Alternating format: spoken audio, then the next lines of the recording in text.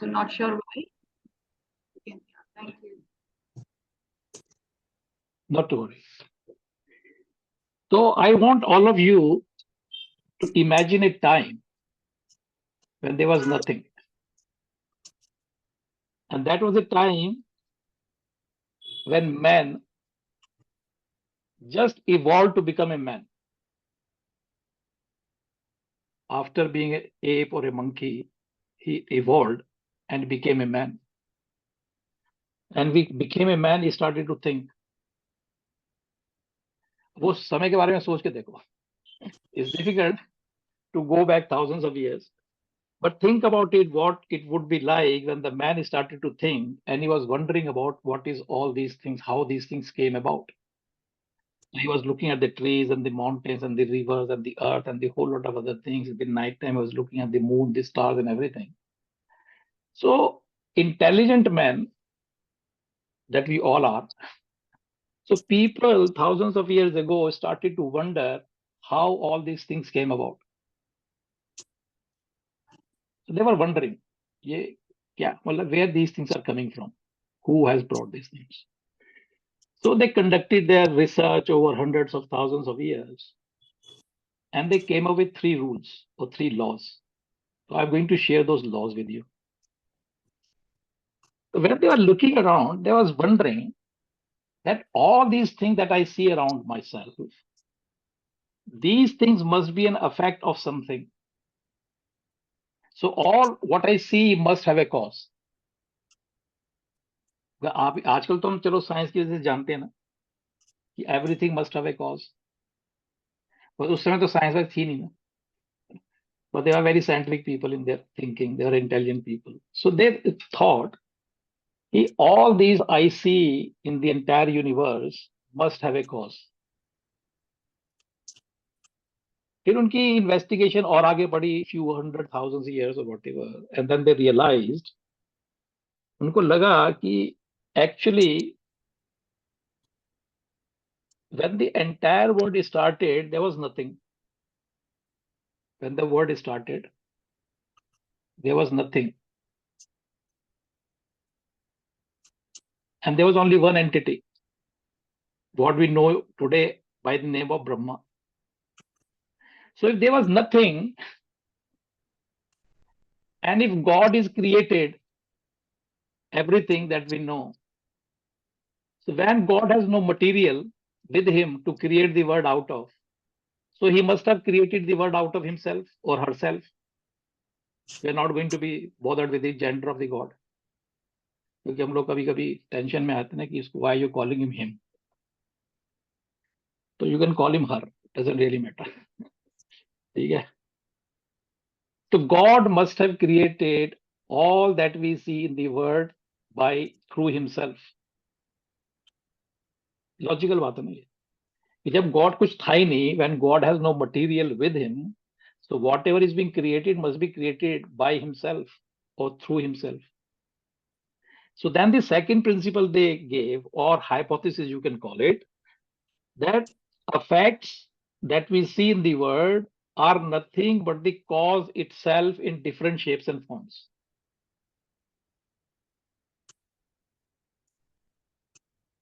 Second principle समझ में आ गया? First principle was the effects that are there must have a cause. That's the first law. Second law they gave that the effects, the effects are nothing but the cause itself in different shapes and forms. अब इस चीज को आप ऐसे समझिए कि all the clay implements like cup, sauce jar, and all those clay equipments, or implements, what we call them. So all the clay equipments are made of clay. If you look at a cup made out of clay, or a plate or a saucer or anything, all these things are made out of clay. So basically, whether it is a cup, saucer, plate, or whatever it is nothing but the clay. ठीक है ना? So then they realize that the clay must be the cause of all the bartans. If I call them bartan, I don't know what you call bartans in English. Utensils. So, and then they wanted to prove it. If this is true, if all these things are made out of Brahma, if Brahma is the cause of all that we experience in the world outside, so let us test it out. So they give the third principle. Third principle was, if you take the cause out of the effect, nothing remains. अब क्या वो cup है, saucer है, plate है, whatever it is, if you take clay out of them, what remains in it? Nothing.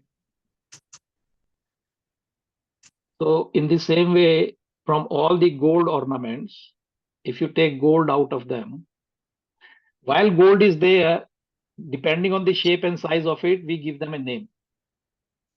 If you wear it here, you call it, I don't know what you call it, bunda, Hindi mein kehte hain bunda. Or it's a chain because a different shape and its a use is different, and then different kada bolte hain, kuch bolte hain. So these names are given to the shape gold has taken.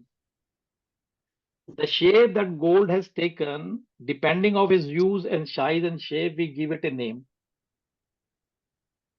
ठीक है ना, इतना भी समझ में आ गया, मुश्किल तो नहीं है. Like gold is still there. The ornament is not there. The gold will be there. Yeah. So gold is there when the instrument, ornament is there. So when you see the ornament, there's a gold in it. The gold will still be there, even if we, If you take destroy the chain, clay will be there even if the cup is not there. Yeah, that's fine. What I'm saying is, if you take gold out of a chain, what would be left? So instrument like ornament will not be there, but gold is still going to be there. If you take gold out of the chain, gold chain, what would be left? Void. Zero. Nothing. Nothing. Answer is nothing remains. If you take clay out of a clay jug, what would be left in the jug? Nothing. Nothing, yeah. So, but the gold is still there, and the presence of gold will be there. Talking about this shape created out of clay. So because it's a shape, depending on its use, we give it a name. We call it a cup or a jug or a saucer or a plate, call it whatever you call it. But essentially, whatever its shape, size or use or name is, essentially it is nothing but a clay. ठीक है? तो उन्होंने कहा कि now test it out. So then they realized कि there is, what is it in all the beings of different words, whether it is a plant word, animal word or human word, what is a common factor which makes each of these beings and living? So they realize there is something which is common in all, but we don't know what it is. So then they realize, and they called it the life, because it is because of this life principle, animal, plant and human kingdoms are enlivened and functional. And you take the life out of them, nothing remains. Nothing, matlab carcass of a body is left.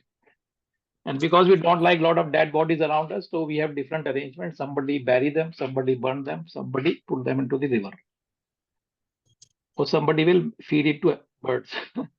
So we have different arrangements of disposing of the dead bodies. So this body, mind and intellect are functioning because of this life principle. And this life principle is this fourth element that we are trying to investigate and trying to find out what it is. Okay? And because these people did not know what it is, they called it life, and then they gave it a name. And the name given to this life principle was Om. अब आप पूछो जी ओम ही क्यों दिया? Why Om? तो Rishi Muni कहते हैं, you can call it whatever you want. We decided to call it Om because everybody knows it by this name. So it's a commonly understood name. So everybody knows it. You can call it Bhom. कोई दिक्कत नहीं. You can call whatever you want. But problem is when you say Bhom, nobody would know what you're talking about. अब जैसे mathematics में बोलते हैं ना 2 pi r, circumference of a circle. So there is an unknown factor in the calculations, 2 pi r. 2 is equal to twice as much the radius, and then there's a factor called pi, which is 3.14. That's the value of pi. So pi is a commonly, universally known unknown entity in that formula to calculate the circumference of the pi, because everybody in the mathematical world knows what pi is. तो इसी तरह से they have created this entity called Om.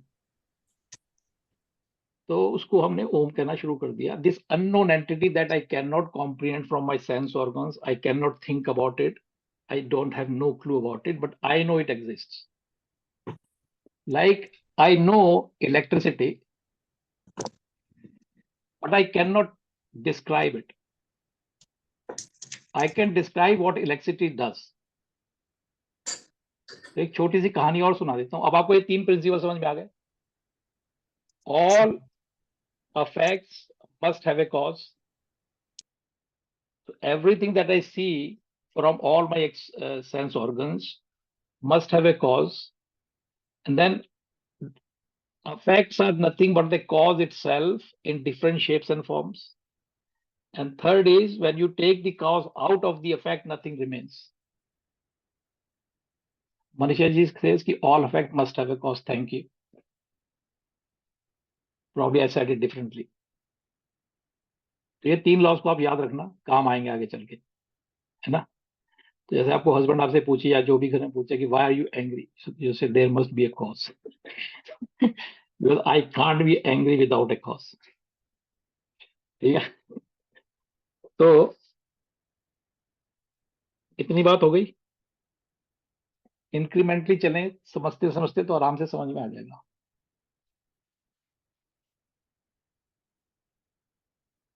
All causes are effects only, says Manisha. Manisha, it is the other way around. All effects have a cause. It's not all effects are cause. Or causes are effect. तो ये बात हो गई.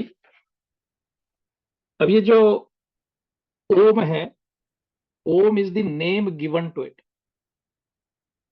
अब जैसे electricity है, अब आपसे पूछे इलेक्ट्रिसिटी को डिस्क्राइब करो. What is electricity?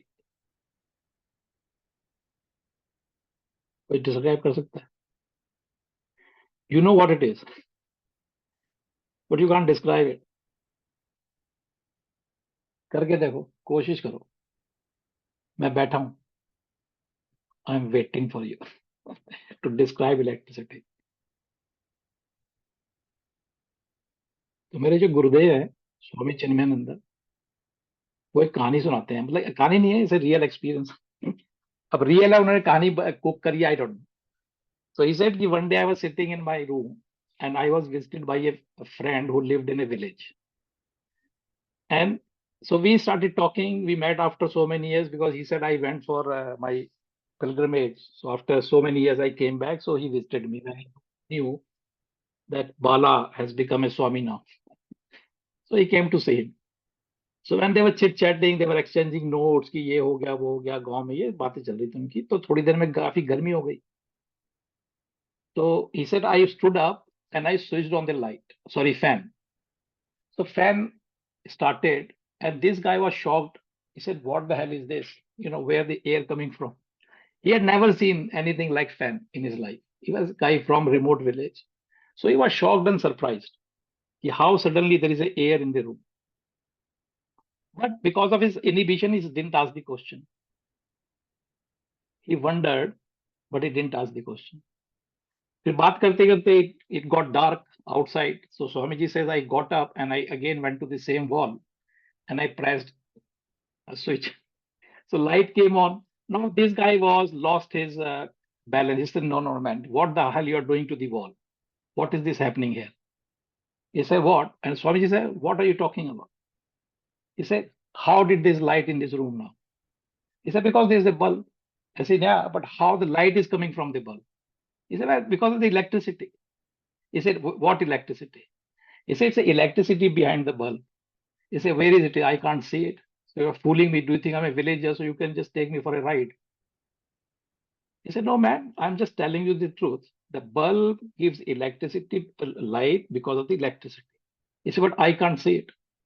Where is electricity? He said, it's behind the bulb. He said, but I don't see anything behind the bulb. Also, there was an argument. And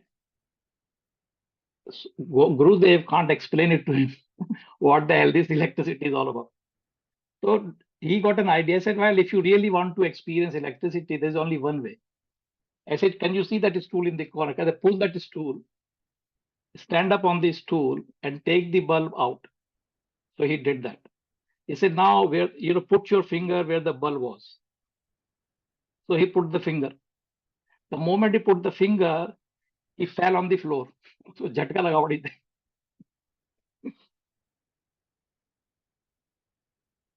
So now Gurudev says, he said, what the hell was that? I said, that was electricity. So Guru says, so now you tell me, now you know electricity, which I don't know. I say, I've been using electricity for all my life, but I had no clue what electricity is. And you have never used electricity in entire life. Now you know what electricity is. Since you have realized electricity, tell me what it is. So he's saying, electricity does this. It happened to me like that. My whole body. He said, no, you're describing what electricity did to you. I'm asking you, tell me what electricity is. He said, now I was insisting upon him to explain what electricity was. So he said, well, if you really want to experience electricity, you do exactly what I did. So he said, I then stood up the stool and I put my finger where bulb was. And I had the same experience. I fell on the floor, barely, hit my head on the floor. And now both of us have realized electricity. And both are trying to explain to each other what electricity is. But beyond explaining the effect of electricity, we could not explain what electricity was. Now, both of us knew, we experienced electricity, both of us. All we could do, he said, we just shaking our head in agreement. Yeah, I know what electricity is. But they could not explain what electricity is. In the same way, when you realize what God is, you would know what God is. But you cannot explain it. You cannot describe it. Okay? And because it cannot be described, it cannot be explained. So our entire spiritual literature, starting from Veda all the way down to Gita and Vivek Chudamani and a whole lot of other literature that is available, it uses a style which is indicative in nature. So it indicates towards the God that these are the attributes of the God. Like electricity is a current. You can't see it. It enlivens this, it does this, it does that, it does that. In the same way, the God, the entity, which is we know by the name of Om, it cannot be discussed or described. It can be discussed, it cannot be described. You cannot explain it. Because it is an entity which is attributeless. यानी इसमें कोई गुण नहीं है.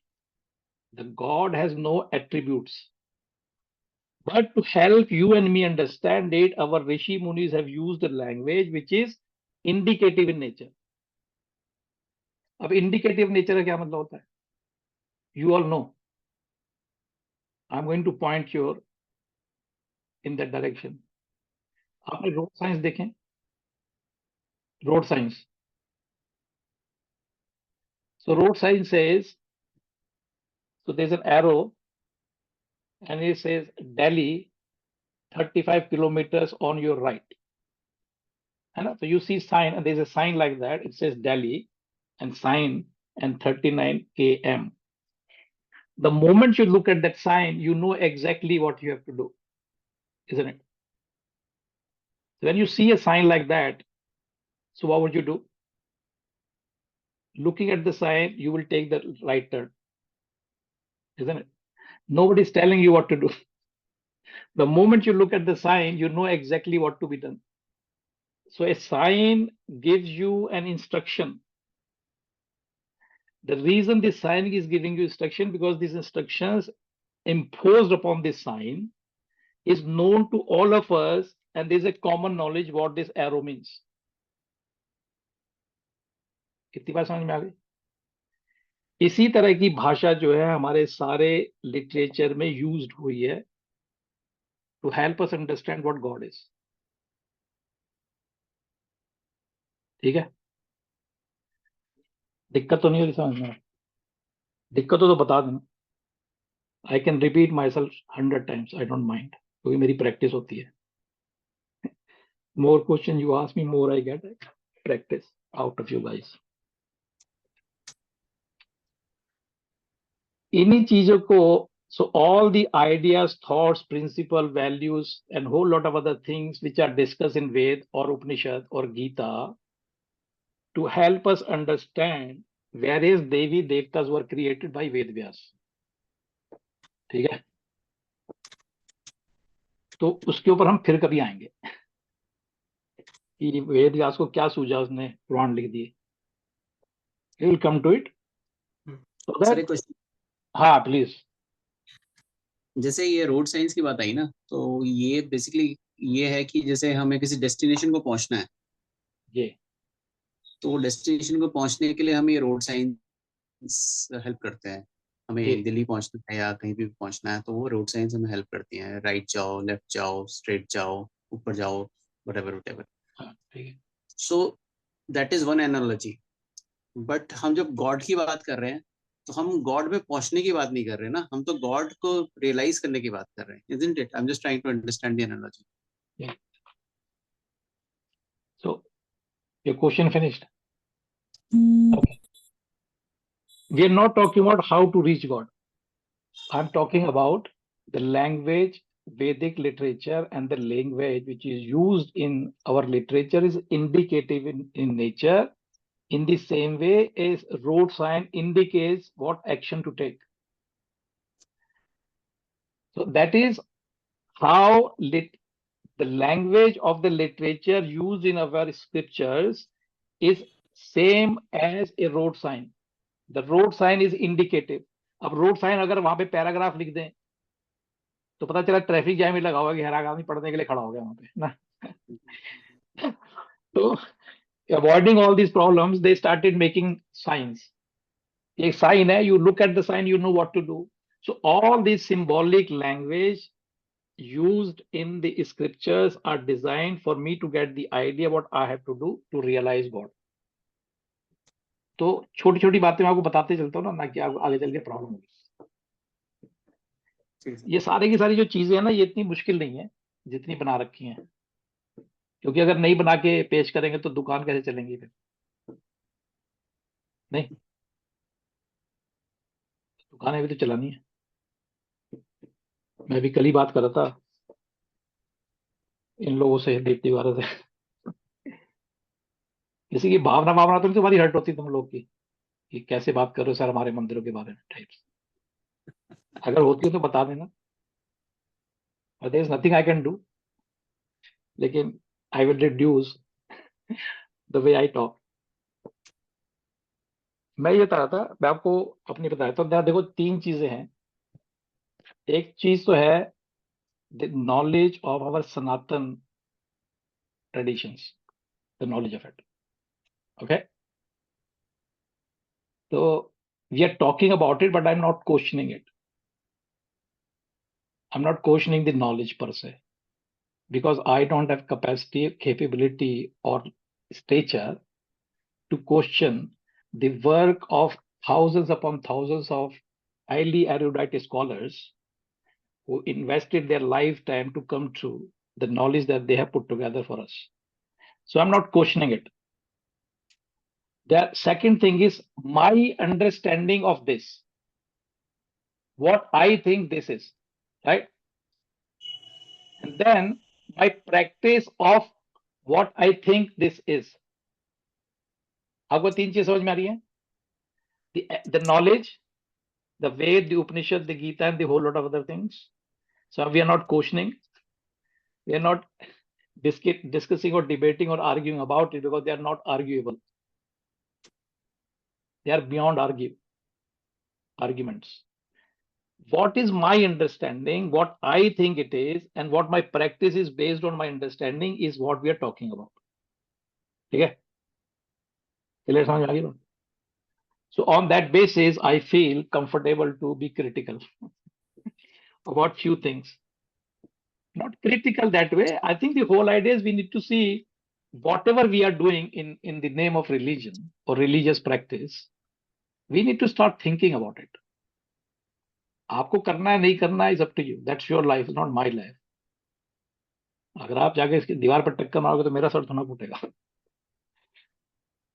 भाई. अगर आप sir पर दीवार से टक्कर मारो तो आपका सर फूटेगा, मेरा सर ना फूटेगा. तो what I am saying is we need to start with growing knowledge and understanding. I need to start asking questions. क्योंकि एक अनफॉर्चुनेटली हमारे भारतीय समाज में एक बड़ी भारी दिक्कत होगी, वी स्टॉप आस्किंग क्वेश्चंस. जबकि हमारा जो एंटायर लिटरेचर है, वैदिक literature, is nothing but the result of question answer session between the teacher and the taught. So a student would ask the question and teacher will answer the questions. और ये शर्त ये थी students के लिए कि just because I am telling you something, you should not accept it as it is. Until you are scientifically, logically, and rationally convinced about the explanation that I am giving it to you, you should not accept anything. That was the highest level of learning process. और आजकल क्या हो रहा है, उसको जो क्या कर रहे हो, ये पूजा किसकी, फलाने की. क्यों? महाराज जी बता गए थे. उससे क्या होगा? उससे मन शांत होगा. हुआ? पता नहीं. अब हुआ भी तो पता नहीं चला ना, कि हमें पता ही नहीं शांति दिखती कैसी है. बनारसी में आती है, कांचीपुरम में आती है, सूती में आती है, किस में आती है शांति? आके बर्तन धो के चली जाती है, हमें पता नहीं चलता. तो शांति जो प्राप्त करनी है उसको पता नहीं वो है कैसी. लेकिन उसको प्राप्त करने के लिए काफी मेहनत कर रहे हैं डेली. आरती चल रही है तो पूछो क्या कर रहे हो? जी आरती. तो दिख रहा है लेकिन क्यों कर रहे हो ये नहीं पता. क्यों? क्योंकि मम्मी ने कभी बताया नहीं. मम्मी ने कहा था कर लो, तो हम कर रहे हैं, है ना, आरती कर रहे हैं. और मम्मी ने क्यों नहीं बताया? क्योंकि उनको भी नहीं पता था. उन्हें क्यों नहीं पता? क्योंकि नानी ने बताया नहीं उनको. और नानी को इसलिए नहीं पता कि उनकी मम्मी ने नहीं बताया. तो पता नहीं कहाँ से, कौन सी जनरेशन से सब लोग कर रहे हैं, बता कोई किसी को कुछ नहीं रहा. तो सोचने वाली बात है ना. और देखो हम कितने स्मार्ट है अपनी मटेरियलिस्टिक लाइफ में. जो हमारी मटेरियलिस्टिक लाइफ की प्रैक्टिस है, अगर मैं आपसे 1000 रुपए मांग लूं ना, तो 5000 तो आप मेरे से क्वेश्चन पूछ लोगे. क्यों, किस लिए, कब, कैसे, कितने, क्यों, कब दोगे, दोगे कि नहीं दोगे, कैश दोगे, काइंड दोगे, टैक्स कितना होगा. तो आप 2000 क्वेश्चन पूछ दोगे before you put your hand in your pocket. तो मटेरियलिस्टिक लाइफ में तो हम 2000 क्वेश्चन पूछते हैं, लेकिन रिलीजियस प्रैक्टिस में हम कुछ नहीं पूछते. क्योंकि जैसे क्वेश्चन पूछोगे कान के नीचे से आवाज निकालते हैं पेरेंट्स. बच्चे जो है ना कव्वाली गाते घूमते हैं, आई आई आई. तो मैंने पता नहीं आप लोगों को कहानी सुनाई कि नहीं सुनाई, सुनाई थी शायद. वो एक बच्चा अपनी माँ से पूछता है, ये मम्मी ये जो बिल्ली हम हर वाली साल, सुनाई थी कहानी ना, बिल्ली वाली है। बिल्ली वाली. बाकी कुछ और नए हैं उनको भी सुना देता हूँ, उनको भी फायदा होगा. तो वो बच्चा अपनी माँ से कहता है, ये जो हर साल हम पूजा करते हैं इसमें हमको ये बिल्ली क्यों चाहिए होती है, why do we need a cat. तो उनको पूजा करने के लिए apart from all the things that you need for a puja, they also needed a cat to perform the puja. तो मम्मी से पूछता है तो मम्मी उसको डांट के भगा देती है, जैसे सारी मम्मियाँ भगा देती हैं बच्चों को. बच्चे कुछ भी पूछे, अरे जाओ यार बहुत काम पड़ा है, अभी सब खाना करना है, तैयारी करनी है, रिश्तेदार आने वाले हैं, कहाँ तुम बेकार में उल्टे सीधे सवाल पूछते हो, भागो यहाँ से. तो उसको भगा देती है मम्मी. वो कहता है पिछले कई साल से मैं आपसे पूछ रहा हूँ, कभी भी नहीं बताते, हमेशा ऐसे ही मेरे को डांट के भगा देते हो. तो फिर अपने बुआ चाचा मामा जो आए थे पूजा के लिए, उनसे पूछता, कहते भैया हमें नहीं पता, ये बिल्ली का क्या चक्कर है तुम्हारा, हम तो हर साल आके अपना जाके प्रसाद खाते हैं. उसके फालतू में कुछ लेना देना नहीं। तो वो परेशान होकर अपने नाना के पास जाता है, तो नाना हंसते हैं बड़ी जोर से, कहते हैं नाना क्यों हंस रहे हो? कहते हैं nothing to do with you बेटा, असल में क्या है कि मेरे पास एक बिल्ली होती थी, तो बिल्ली बहुत परेशान करती थी पूजा वाले दिन, कभी पूजा खराब करती थी, कभी प्रसाद नहीं मुंह मारती थी, कभी पंडित के ऊपर चढ़ती थी, एंड योर नानी used to get very angry with this cat. और वो मेरी कैट थी, तो she could not do anything with the cat, तो शी फाउंड ए सोल्यूशन। तो उन्होंने बिल्ली को एक केज में डाल के पूजा के बगल में रख दिया। So puja was peacefully performed, and when everything finished, cat was released. अब कैट को तो तभी उसको केज में किया था। देन ही सेज कि your mother grew up watching this every year in her life, so she thought that's how puja is done. तो जब वो अपने घर में पूजा करती तो बिल्ली की ढूंढ मचती थी कि बिल्ली लेके आओ। तो हम जितनी भी पूजा पाठ अपनी करते हैं, तो हमारी पूजा पाठ ऐसी ही है, हम कर रहे हैं, हमें पता कुछ नहीं क्या कर रहे हैं। नहीं, सोच के देखो, अगर पता है तो बहुत अच्छी बात है, एक सर्टिफिकेट प्रिंट कर लेना अपने कंप्यूटर पे, I know the reasons of my puja, but we do it. अब all of us are very intelligent, very logical people otherwise, लेकिन हमारा लॉजिक जो है वो नदारत हो जाता है जब हम पूजा पाठ करते हैं, पूछते ही नहीं, सवाल ही नहीं, क्योंकि धर्म के बारे में सवाल कैसे पूछ सकता है कोई? और सड़क पे किसी से पूछ लिया, तरवाले निकल जाएंगे, how dare you talk to my god like that, है ना?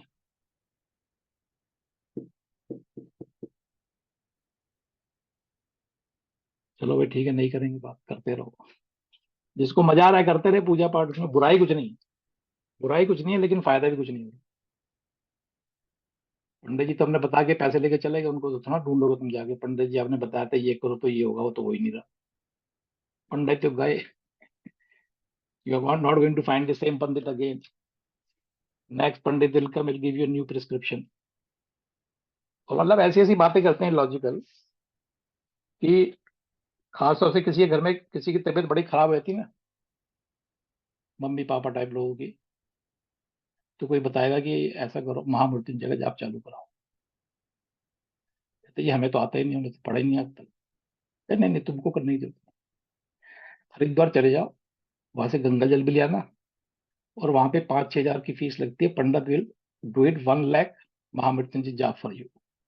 ठीक, तो गए बड़े श्रद्धा के साथ, दक्षिणा दे के आ गए, पंडित जी हायर, तो पंडित जी प्रॉमिस की he will do it for you. अब आपने अरेंजमेंट कर दिया, महामृत्युंजय जाप हो रहा है हरिद्वार में, आप सोच के देखो तकलीफ आपको। और डॉक्टर के पास गए इलाज कराने, डॉक्टर ने प्रिस्क्रिप्शन दिया, आप कह रहे हो डॉक्टर साहब दवाई भी आप ही खा लेना, ठीक है, and here is your fees. तो if doctor is consuming your medicine, how would you benefit? देखो मैं ये नहीं कह रहा कि महामृत्यु आपका फायदा नहीं होता, so don't take me wrong, okay, मेरे सर पे पड़ जाओ कि कैसे why you are talking to us, और इतनी बड़ी श्रद्धा है, शिव जी हमारे इष्ट देवता है टाइप्स, मेंटेन योर ईस्टनेस, है ना? I am not asking to change anything, I am simply asking to go ask the question. Mahamrityunjaya जाप का किसी व्यक्ति के मरने या जीने से क्या लेना देना? अगर महामृत्यु जाप में इतनी पावर होती, मैं कह रहा हूँ कि उसमें पावर नहीं है, so don't take me wrong, remember I am not questioning it, I am questioning my understanding of it, I am questioning my practice based on the understanding that I have developed out of it. Mahamrityu जाप is definitely very powerful, आप उसको समझ कर you definitely become अमृत, अमृत मतलब the one who never dies,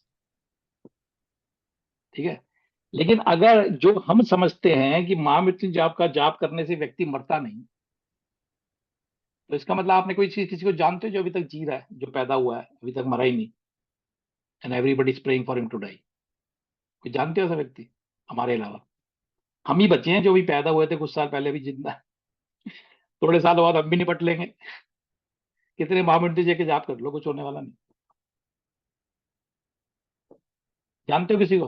do you no anybody in this entire world who was born and never died?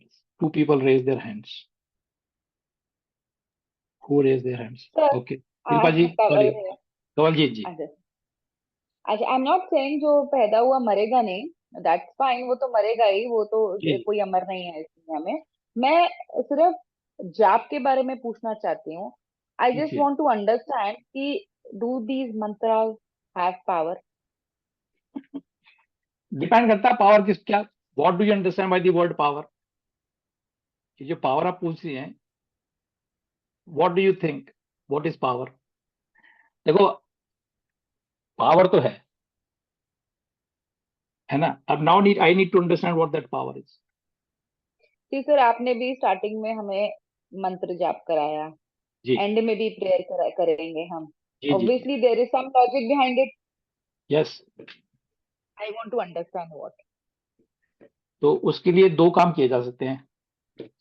एक तो जो मैंने शीट शेयर करी थी व्हाट्सएप ग्रुप में, उसको पढ़ लो, उसमें उसके मंत्र के मीनिंग लिखे हुए हैं।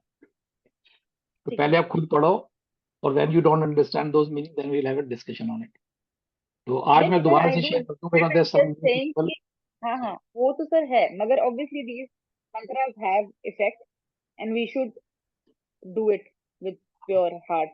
चलो, in response to your question Kawaljeet ji, I will explain what Mahamrityunjaya आपका मतलब क्या है। हम्म। किसी और को पता तो बता दो भाई, somebody can explain it। हाँ, आपको पता है Manisha ji. I vaguely remember, ये कहता है कि आपके जैसे जैसे आप एक पेड़ के पत्ते हैं, उस तरह से मुझे, जब मैं झड़ जाऊं तो मुझे कोई कष्ट ना हो। मतलब उसका जो मतलब है वो यही है कि एक मैं मैं एक पेड़ का पत्ता हूँ, और मैं जब गिरूं तो ऐसे गिरूं कि ना पेड़ को कष्ट हो ना मुझे कष्ट हो। शायद यही मतलब है। बहुत पुरानी बात है, बस अर्थ यही है, जिसमें ज्यादा उम्र की प्रार्थना नहीं की जा रही। वो जो कष्ट है उसको ना, वो ना हो, इसकी प्रार्थना की जा रही है। Very close Manisha ji, very close. So tap your back. Thank you. पहली लाइन का कोई मतलब नहीं है। पहली लाइन का ओम त्र्यंबकम यजामहे, the three eyed god I worship you, the god who nourishes and enlivens all life on this world, in this world. Om Trambakam Yajamahe, which is three-eyed God Shiva, I worship you. दूसरा क्या है, second part क्या है इस line का, किसी को पता है? सुगंधिम पुष्टिम वर्धनम। सुगंधिम पुष्टिवर्धनम। सुगंधिम का मतलब होता है कि bringing the fragrance of life in me, पुष्टिम nourishing all life. So that is the first line. इसका कोई विशेष मतलब नहीं है। सेकंड लाइन का मतलब है उर्वा रुक मिव बंधना। उर्वा रुक मतलब होता है खीरा, तरबूज टाइप के जो फ्रूट होते हैं, जब वो पकते हैं, when they ripen, they on their own they detach from the main creeper। जो creeper पे लगता है, creeper पे लगते हैं ये fruit, when they ripen they automatically detach from the main। in the same way, help me to raise my knowledge and understanding so that I get moksha and I become more immortal। अब immortal क्या होता है? अब it is now referring your attention to that entity in you which never dies।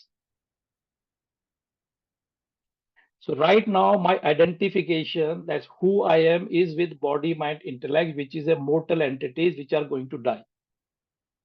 So long as I continue to believe myself to be any of three, I will continue to suffer with the fear of death. Why? Because I think the body goes, it means I have gone. So fear in me is caused by my wrong identification with the equipments that I have been given to use. So I think I'm the body. So when you study the scriptures, after studying the scriptures, that you realize that you are none of these three, but the fourth element, which is called life principle, Atma, Brahma, Supreme, and what have you. And this entity is never born, never dies. It was, is, and will remain. तो जो हम सबसे आखिर में and में प्रार्थना करते हैं, पूर्णमदा पूर्णमिदम पूर्णात पूर्णमुदच्यते, that is the nature of life. So when you start your identification with the immortal entity, then why would you fear? Because it is you actually are this fourth entity, not these three. So when I realize I am this, when I know I am this, then where is the question of dying or getting birth? You're not getting birth, you're not being born, you're not dying, and you're not getting old. So these fourth entity is beyond modification, beyond change. So when you start identifying yourself with this fourth element, which is your real personality, right now I think I am these three. I think I am these three, right? Why? Because I am ignorant. I have no knowledge about who I am, because I cannot comprehend the fourth element. And because I cannot comprehend this, I assume and believe myself to be these three. These three are perishable. One day they will die. So long as I believe this will die means I will die. Isn't it? Think about it. So my fear of dying is coming out of my wrong identification, my ignorance of who I really am. तो जैसे press, आप इसको ऐसे समझ लीजिए ना, जैसे मान लीजिए प्रेस होती है घर में, कपड़े प्रेस करने वाली, when you switch it on it becomes hot, है ना? So if your attachment is with these three, so whatever modification changes or aches and pains these three are going through, you will experience this pain as if it is your pain. ठीक है ना? आई बात समझ में? ये ऐसी बात होगी जैसे हॉट प्रेस को आप पकड़ लो हाथ से, so you will experience the heat that is there in the press. But if you don't touch it, if you remain detached from the press, you will not experience heat. So heat is transferred to my hand because of my attachment with the press. आई बात समझ में? बस press तो गर्म थी ना, जब तक प्रेस गर्म थी and I was detached from the press, I was not affected by the heat. But when I attach myself to the press, the heat is transferred to me, and then I suffer the pain because I'm burning as much as the press is burning. So in the same way, well, so long as you remain attached intellectually, okay? Intellectually, if I am attached with the body, mind, intellect, all the modification, all the changes, all the suffering, all the excitement experienced by these three equipments will be my experiences. It is felt like that. So long as I remain these three, I will continue to suffer in life. ठीक है? Therefore, you are under the clutches of these three. I am clutched by these three. When you realize that you are not these and you are this, which means you are unclutching and shifting your identification with the reality. That I am this. The moment you have this shift, so this shift from the sufferings of life and shifting to the entity where there is no suffering at all, this shift is called moksha, liberation. You are liberating yourself from the agonies of life. इसका मतलब ये नहीं कि अब आपके जो शरीर में दर्द होगा तो आपको महसूस नहीं होगा.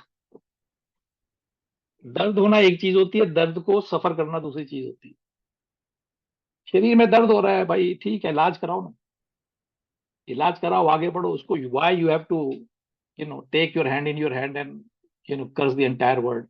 Oh, I'm suffering. You are not suffering. Your body is. और देखो, unconscious level पे we keep reminding ourselves that I am not the body. करते हैं ना, हम लोग डेली करते हैं. मैं ध्यान दे रहा हूं आपको. When you have to refer to this is part of your body, what would you say? This is what? My hand. My hand.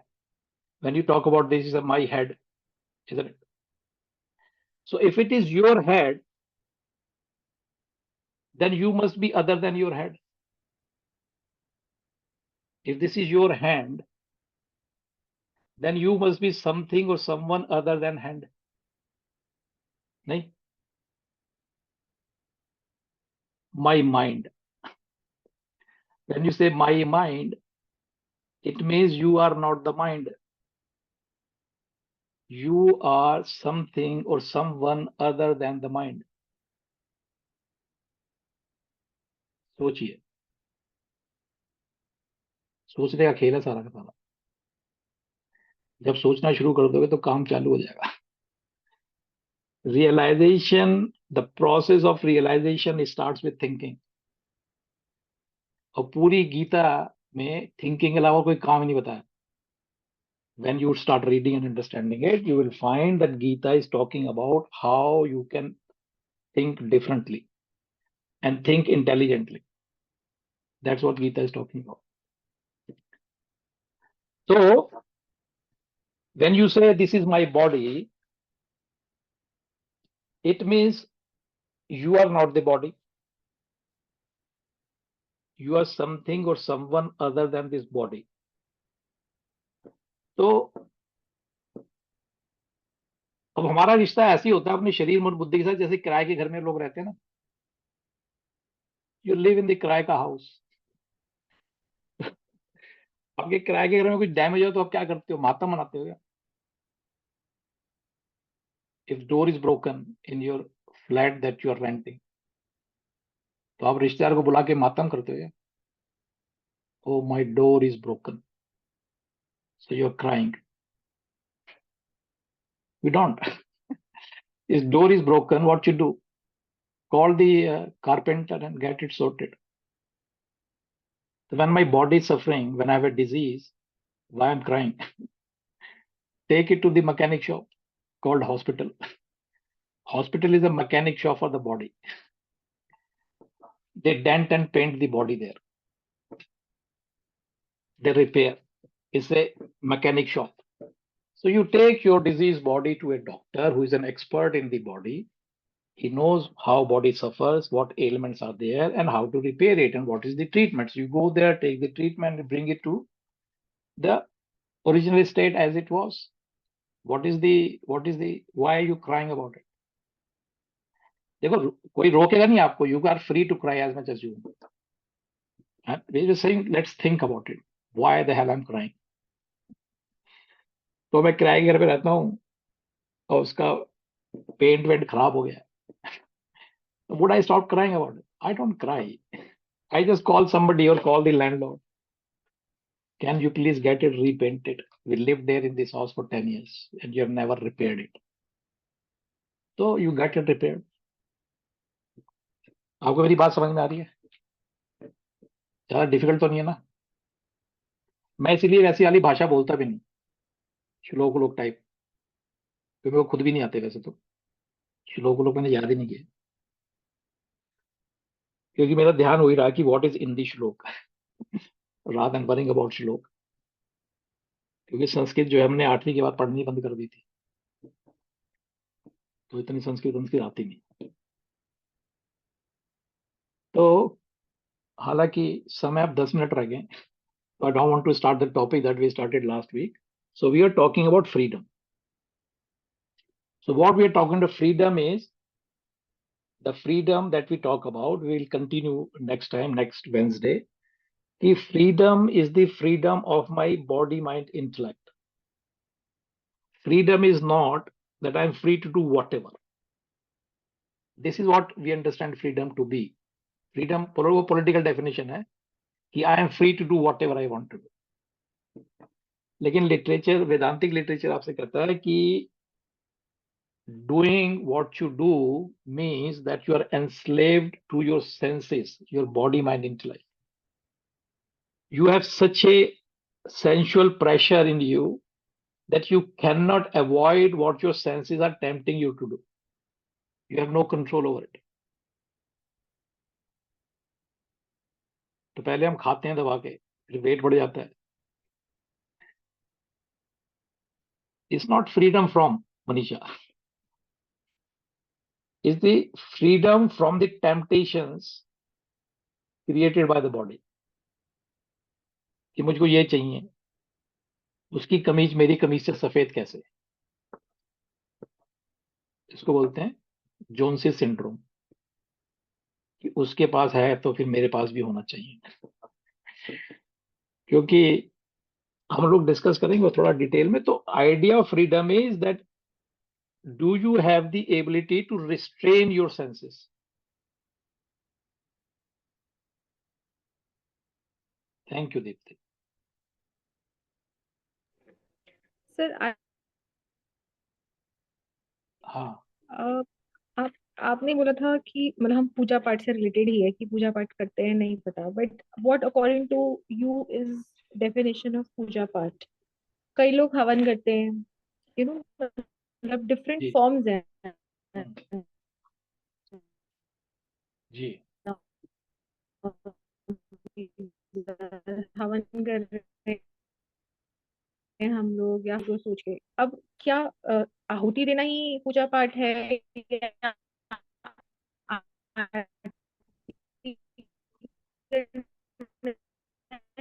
पूजा पाठ है? तो I just want to know कि हाँ, शिल्पा, एक तो मैं आपको सुन नहीं पाया, लेकिन I got the gist of what you are trying to ask me कि ये जो हम पूजा पाठ वगैरह करते हैं, what is it all about? So I'm asking, what is your definition of puja part? Am I audible or not? Now you are audible. Okay. So my question is that what according to you is the definition of puja part? अब हम लोग कई बार घर में हवन करते हैं या हम लोग मे बी मेडिटेट करते हैं, साथ में जाप कर रहे होते हैं, या हम अपनी डेटी को ध्यान करके हम मेडिटेट कर रहे हैं. तो हाँ. हर किसी की अपनी एक डिफरेंट डेफिनेशन हो सकती है, पूजा जी. पाठ है. तो जी. वही मैं आपसे जानना चाहती हूँ कि what according to you is definition of puja पाठ, जिसमें आप कह रहे हैं कि हमें पता ही नहीं वो चीज एग्जिस्ट कर रही है नहीं कर रही है, बट हम कर रहे हैं कुछ तो उसके लिए. पहली तो जो आपने अभी आखिरी में पूछा कि हर एक व्यक्ति की अपनी डेफिनेशन है, तो can you have this kind of a freedom when you are practicing science? कि हम तो अपनी मर्जी से कुछ भी मानेंगे. हम तो नहीं मानते गुरुत्वाकर्षण शक्ति को. क्यों हमारी मर्जी? कि हम तो ऊपर से छत से आके कूदेंगे. वो कहे कूदो मत, नीचे आके गिरोगे, मर जाओगे. गुरुत्वाकर्षण शक्ति ये तो आपका इंटेलेक्ट बोल रहे हैं ना, ये तो आपका इंटेलेक्ट बोल रहे हैं. इंटेलेक्ट नहीं बोल रहा, अगर मैं हम आपसे सवाल पूछ रहा हूँ. मेरा कुछ नहीं बोल रहा, मैं आपसे ये पूछ रहा हूँ कि can you exercise this freedom with science और मैथमेटिक्स? हमारे तो अपने फार्मूले हैं जी.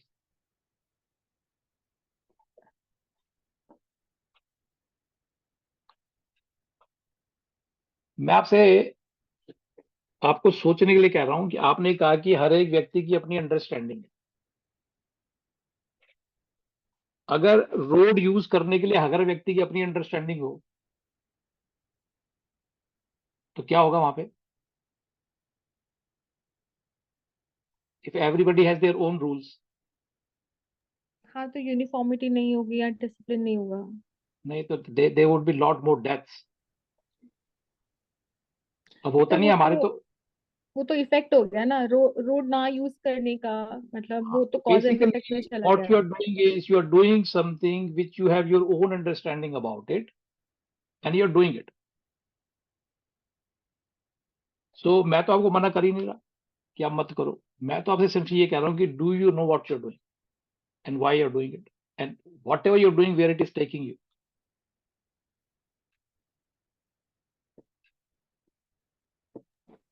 तो भाई कोई आप आप ये कहना चाहते हो कि भाव इम्पोर्टेंट है, किस भाव से हम क्या एक्टिविटी कर रहे हैं?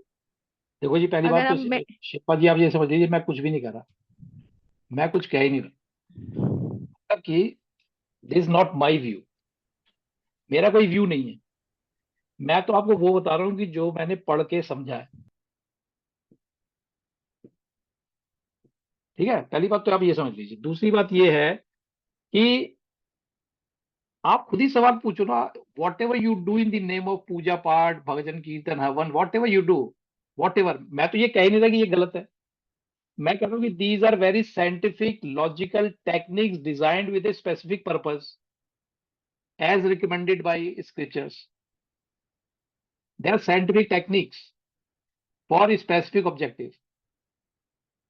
So do you know that logic and specific objective for which these things are recommended? That's what I'm asking you. तो आपने कहा कि हर एक व्यक्ति की अपनी अंडरस्टैंडिंग है, तो उसके जवाब में मैं ये कहा था कि can we afford to have the same attitude towards other sciences in life? जी हमारे तो मैथमेटिक्स के अपने ही फार्मूले हैं, हम नहीं मानते कि 2+2=4, हम तो 6 करेंगे। कहते कर लो, आपको कोई रोकने से ना आएगा। तो आप पूजा करो, हवन करो, आरती करो, ना करो, कोई पूछने आ रहा है क्या? लेकिन आप कोई काम कर रहे हो तो आप मेरे को आप ये एक सिंपल सी बात का जवाब दो। आप ऐसा करते हो कि सुबह सो के उठे छुट्टी वाले दिन, फ्रंट का दरवाजा खोला और चलना चालू कर दिया। किसी ने पूछा क्या कर रहे हो? कहते जा रहे हैं। कहते कहाँ जा रहे हो? कहते नहीं अभी तुम जा रहे हैं। कहता वो तो देख रहा है आप जा रहे हो, लेकिन जा कहाँ रहे हो? कहते अभी ये तय नहीं किया, अभी सोचेंगे, देखेंगे। करता है कोई ऐसे क्या? अगर कोई करेगा तो उसको लोग क्या समझेंगे? कुछ मामला हिला हुआ है। नहीं, कभी आप करते हो क्या ऐसे? तो पॉइंट मैं आपको सिर्फ मैं कुछ नहीं कर रहा। when we come to discussing all these techniques which are known as puja part jap kirtan satsang and all these things, they are very very scientific. My argument is they are very scientific and they are designed for a specific purpose. My question to you is, do you know what that purpose is for which this particular technique should be engaged and employed? भाई आपको कोई बीमारी है तो आपको एक specific treatment दिया जा रहा है ना, ये थोड़ा है कि मेरे घर में दवाई है मैं तो खा लूंगी कुछ भी। तो आप ये भाई कहना चाहते हैं कि हमें भेड़ चाल में नहीं करो, unless and until you know the fact, शायद उससे यू हैव फायदा होगा, फैक्ट्स। हाँ, मतलब क्योंकि फैक्ट्स एंड भेड़ चाल से फिगर्स क्या हैं। नुकसान होता है कि भेड़े जो होती है ना, भेड़े इज एन एनिमल, उनका एक एटीट्यूड होता है कि दे फॉलो द हर्ड, मतलब हम्म। वो झुंड में चलती है वो लोग। और वो इतनी उनके अंदर भक्ति भाव होता है भेड़ों के अंदर, they don't even ask the question कि जो पहली वाली सबसे फ्रंट वाली जो भेड़ है वो जा कहाँ रही है। तो if she goes and falls into a ditch, the entire crowd will follow and they all go into the ditch. तो जो आपने कहा कि भेड़ चाल, इसलिए उसको भेड़ चाल कहते हैं कि we should not have the bhed chaal, ask the question. भाई क्वेश्चन पूछ लो ना, क्या है ये जो आप ट्रीटमेंट दे रहे हो मुझको करने के लिए, किस चीज का ट्रीटमेंट है? लेकिन आपको तो प्रूफ मतलब होता है। हम पूजा कर सकते हैं, लेकिन हमें अगर जब तक उसका मतलब नहीं पता है, we should not follow the crowd basic.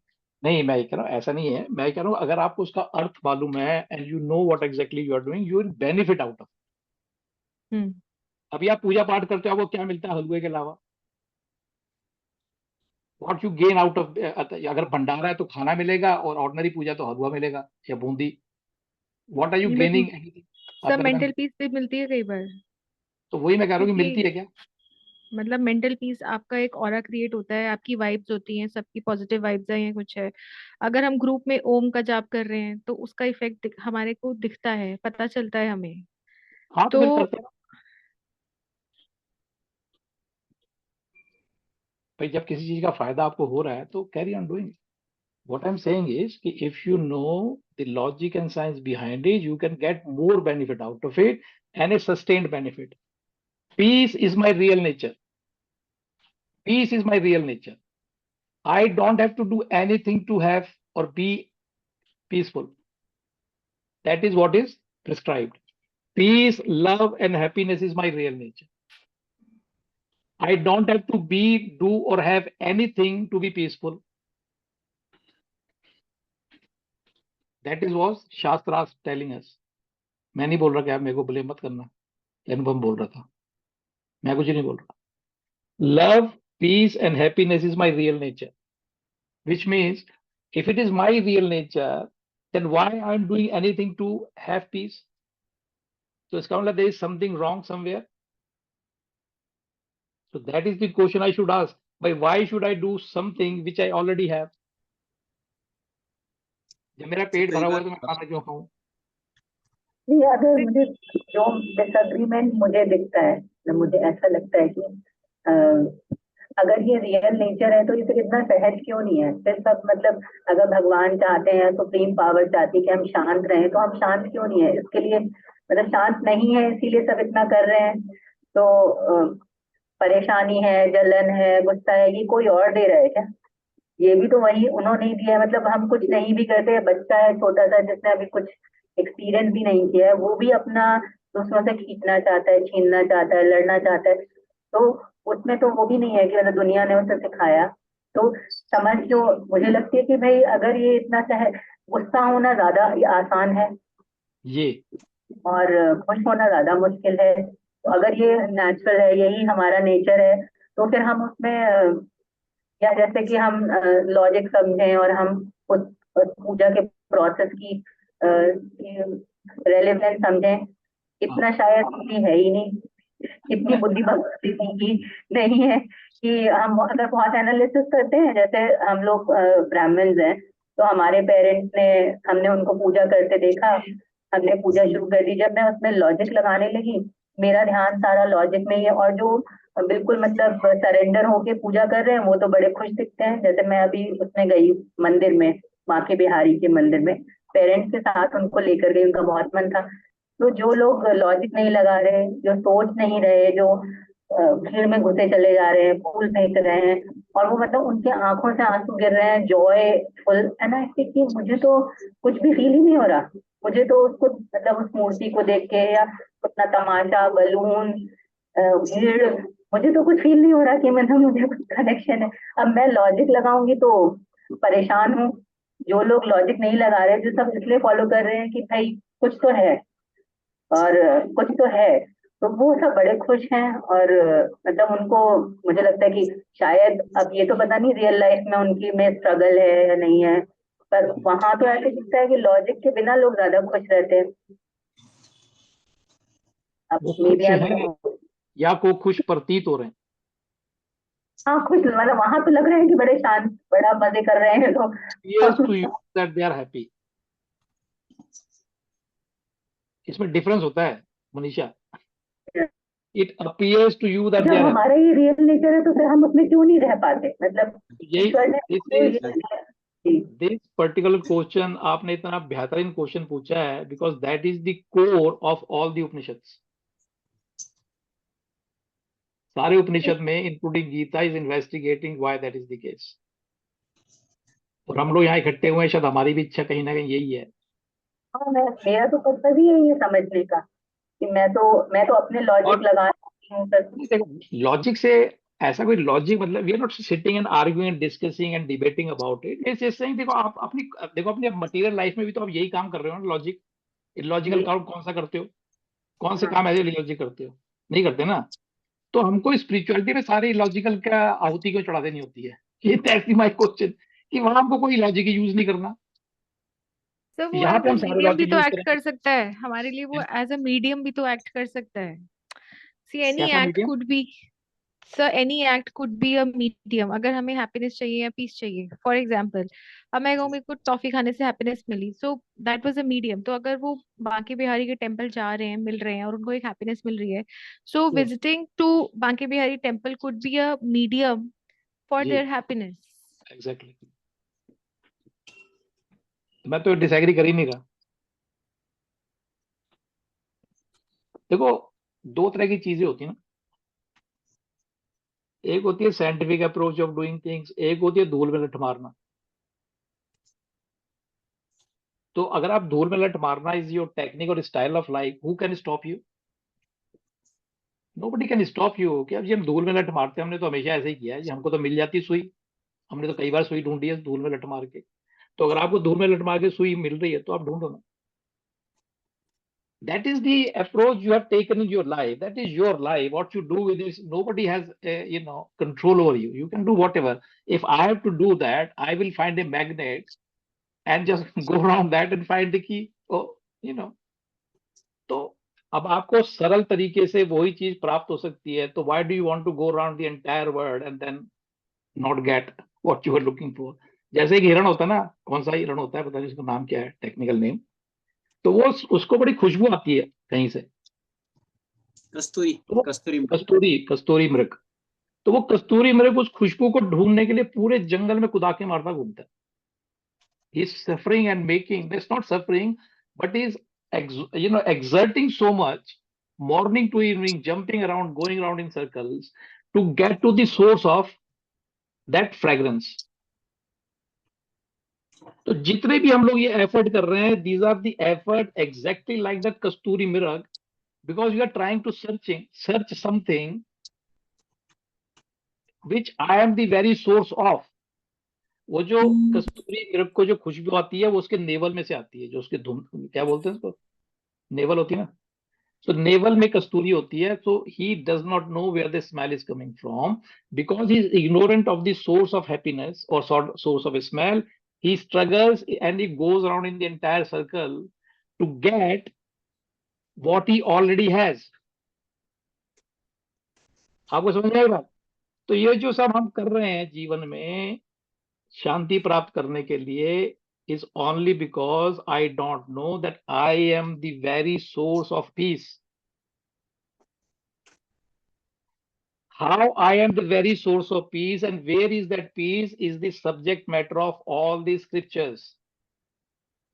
All the ritualistic puja, part, paddhati and all these things are designed to help you prepare yourself to get to that peace. तो पूजा पाठ ये जो पद्धतियां बनी है ये unscientific नहीं है.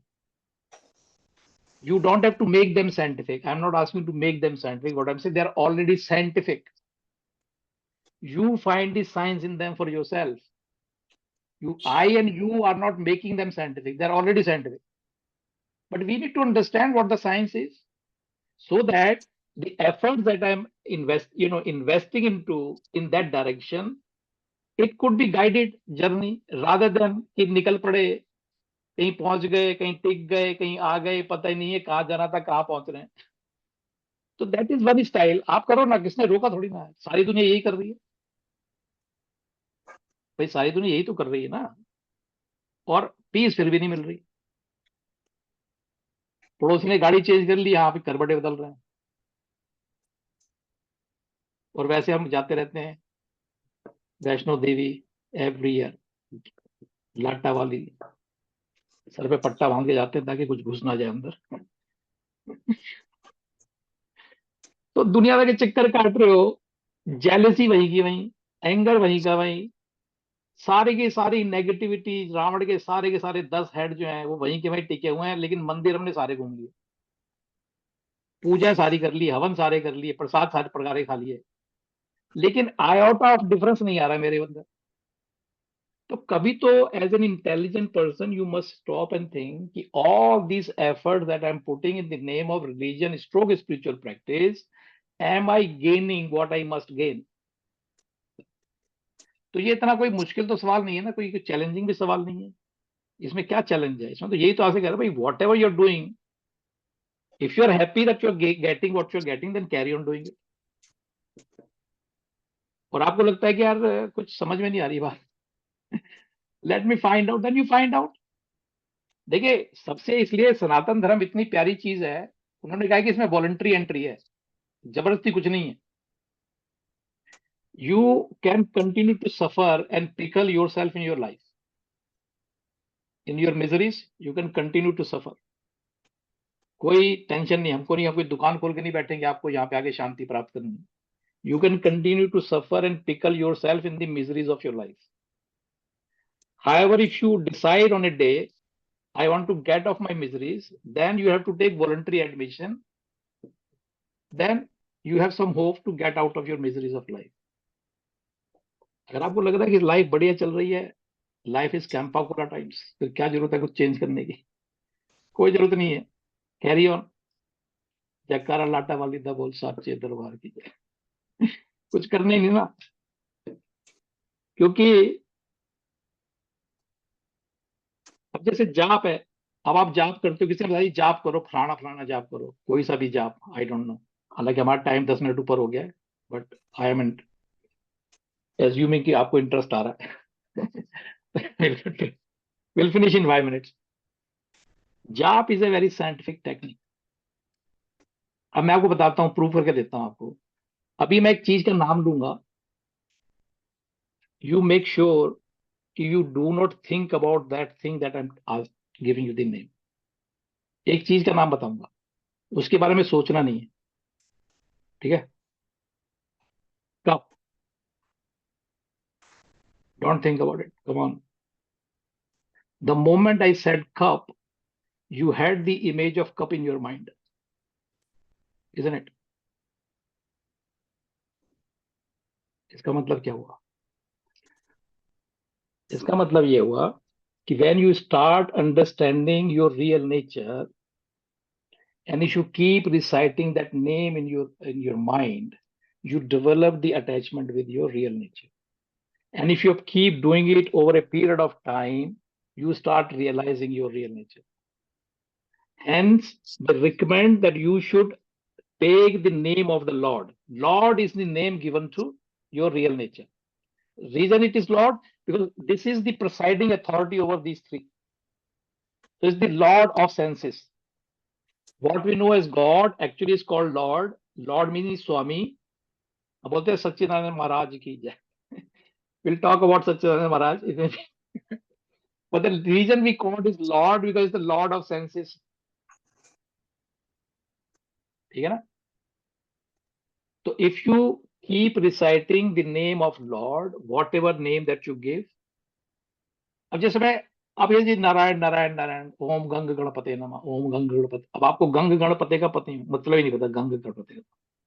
जब कुछ पता ही नहीं तो आप उसकी आपके दिमाग में इमेज क्या आएगी? What are you to do? What will you get the instructions to do?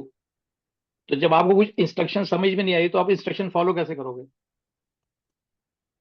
अब जैसे मैं आपके साथ चाइनीज में बात करने लगूं तो what would you do? You look at my face, isn't it? You have no clue what I am talking about.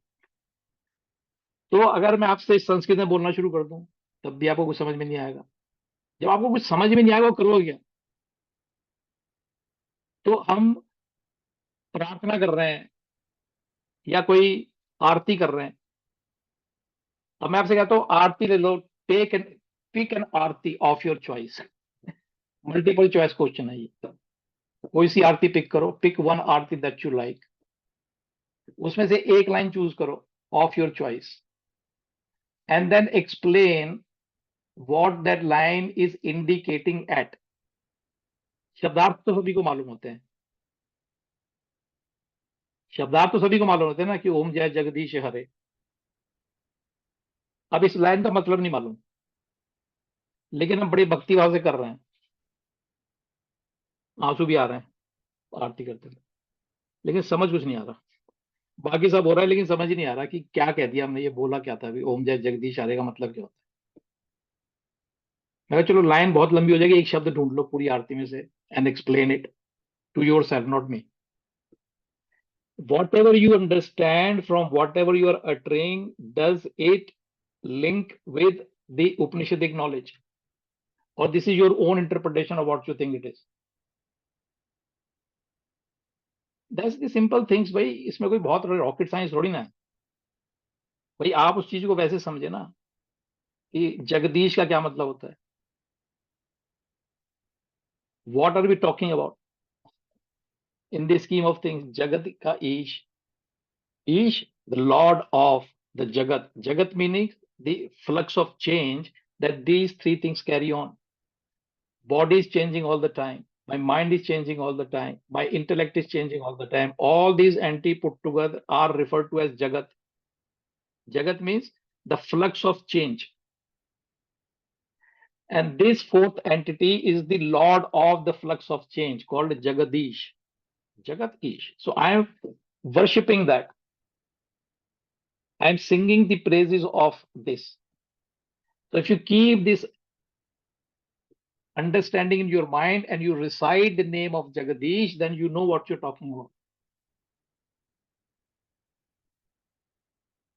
आपको बात समझ में आई? Where I'm hinting at. तो मैं आपको देखिए बुरा मत मानिए कोई भी, मैं आपको कुछ भी करने से रोक नहीं रहा और ना मैं आपको रिकमेंड कर रहा हूँ कि आपको क्या करना चाहिए. What I'm saying is, if you start understanding your real nature, the sufferings produced by the combination of these three would start to leave you. You would not feel them. ये कहीं जाने वाली नहीं है. जो शरीर है जब वो इतना सा था फिर इतना बड़ा हुआ, फिर आप टीनेजर हुए, फिर आप मैच्योर हो गए, फिर आपकी बॉडी डीके करेगी, it will be disease and it will die one day. So all these changes and modifications are taking place in the body. So while all these changes are taking place in the body, I am suffering with these modifications. The whole idea is when you dissuade or detach yourself, detach means as in you have to leave your body. No, while you are living in the body, you have to detach from your understanding that I am the body. The moment you start moving away from in your understanding that I am not the body, mind, and the intellect, I am the one because of which these three things are functioning. I am the Lord of these three. So when this understanding becomes clear in your mind, this understanding, then the pain inflicted by these three will not be there for you to suffer. इस बात को हम repeatedly we will keep talking about it over next few weeks and months to come. और शिल्पा जी मुझे नहीं समझ में आया कि whether I have satisfied you, which I don't think I have, but I will try my level. It's okay. नहीं, it's not okay.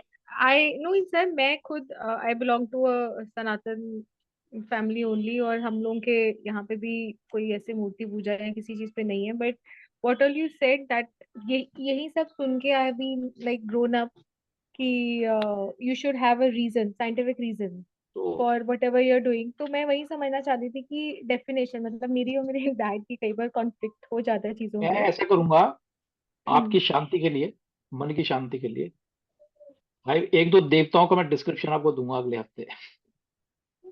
I'll talk about what is Ganesh and why you must worship Ganesh, and by worshipping Ganesh what should be your profit.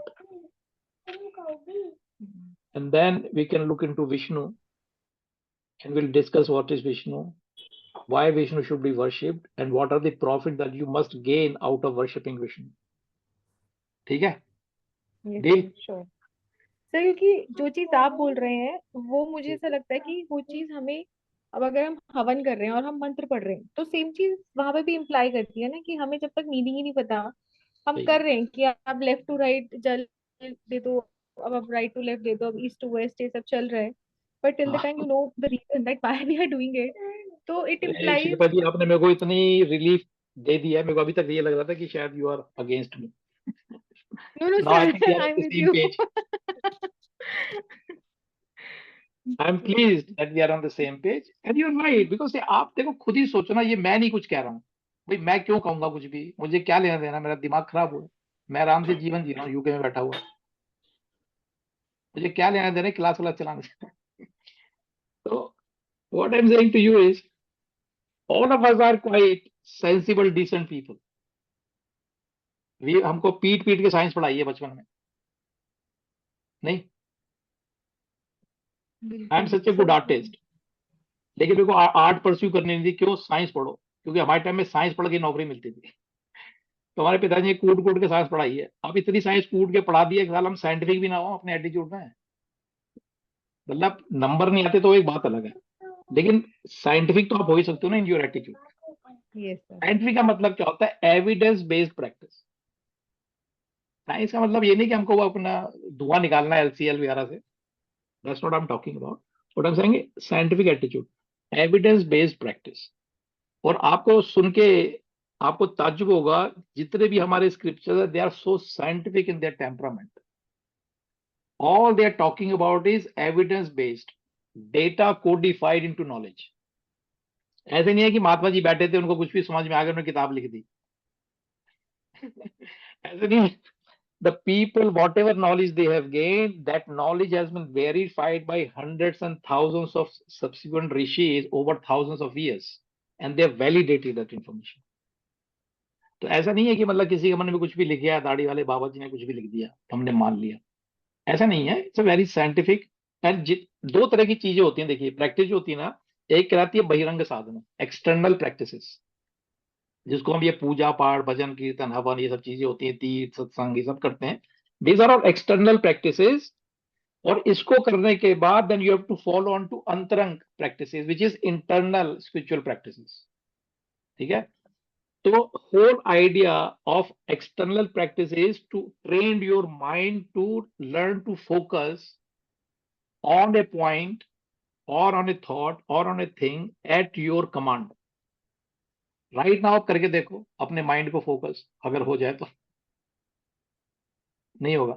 Why? For trillions of years mind is designed to run out and to play with the sense objects, constantly running out. And now जितनी भी हमारे जीवन की समस्याएं हैं, all the problems experienced by me is caused by my mind. अब मैंने आपको जिस बता रहा हूं, पूरे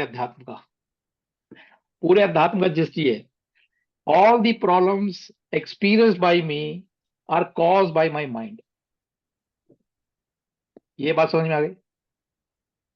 The only solution to resolve all my problems in life is mind, by mind. So mind is now the entity that has to be mastered. उसके अलावा काम नहीं. तो जितनी भी ये बहिरंग साधनाएं बनी है, they are designed to tame your mind so that it starts to function and operate at your will. When it comes to that level of functioning, then we have to engage and employ this mind for the internal spiritual practices, which is called meditation. Meditation, dhyan, and contemplation, thinking, so that I can divert my mind to this entity and realize its true nature and shift my identification from my body, mind, intellect to this entity. And this can only be done when you have mastered your mind. ये तो science हो गई, formula. अब इसको कैसे करना है वो आगे देखेंगे. अभी प्रवचन समाप्त करते हैं. 4:30 हो गए. आपके घर वाले परेशान हो रहे हैं, कहाँ बैठ गई लेडीज जाकर. Thank you so much. ठीक है, अभी प्रार्थना कर लेते हैं. Let's quickly do it and then we will call it a day. And those free souls जिनके पास टाइम है, they can stay over. I have lot of time in my life. चलिए. कृष्णाय वासुदेवाय हरये परमात्मने प्रणता क्लेशनाशाय गोविंदाय नमो नमः. श्री कृष्ण गोविंद हरे मुरारी. हे नाथ नारायण वासुदेवा. हे नाथ नारायण वासुदेवा. हे नाथ नारायण वासुदेवा. ओम पूर्णमद पूर्णमिदं पूर्णात् पूर्णमुदच्यते पूर्णस्य पूर्णमादाय पूर्णमेवावशिष्यते. ओम शांति शांति शांति. हरि ओम. श्री गुरुभ्यो नमः. हरि ओम.